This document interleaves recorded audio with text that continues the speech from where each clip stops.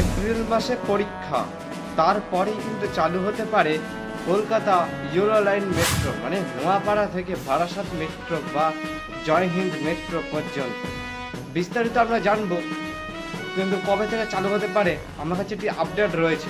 ভিডিওটি স্কিপ না করে দেখতে থাকুন, তাহলে আমি আপনাদেরকে বলে দিতে পারি যে কবে নাগাদ এই মেট্রোটি চলতে পারবে। পুরো একদম পাক্কা খবর আমি রয়েছে দেখে। কিন্তু তার আগে একটি কমেন্ট করে জানাবেন যে নোয়াপাড়া থেকে যে জয়হিন্দ মেট্রো পর্যন্ত যে মেট্রো চালু হলে পারে আপনাদের কতটা সুবিধা হবে, অবশ্যই কিন্তু কমেন্ট করে জানাতে ভুলবেন না।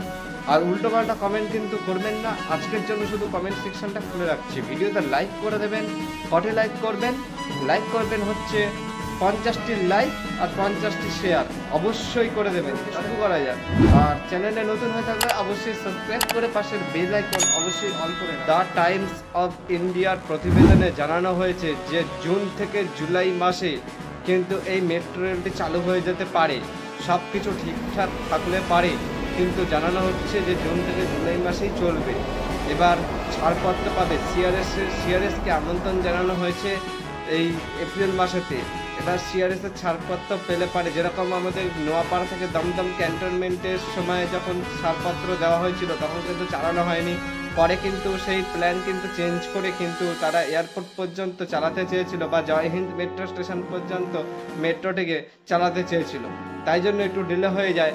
তা এবার কিন্তু সেটি যদি হয়ে থাকে একদিকে ভালোই হবে।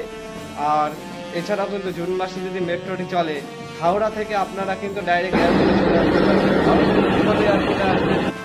সেটা নিয়েও বলে দিচ্ছি, হাওড়া থেকে হাওড়া স্টেশনের থেকে মেট্রোয় উঠবেন, সেই মেট্রো করে আসবেন স্প্ল্যানেডে, স্প্ল্যানেড থেকে মেট্রো চেঞ্জ করবেন, চেঞ্জ করে চলে আসবেন একেবারে নোয়াপাড়াতে এসে নামবেন। নোয়াপাড়াতে এসে নেবে ইয়েলো লাইন মেট্রো চেপে ওখান থেকে ডাইরেক্ট জয়হিন্দ মেট্রো স্টেশনে চলে আসতে। আজকের এই ইনফরমেশনটা আপনাদের কেমন লাগলো অবশ্যই কিন্তু কমেন্টে জানাতে ভুলবেন না।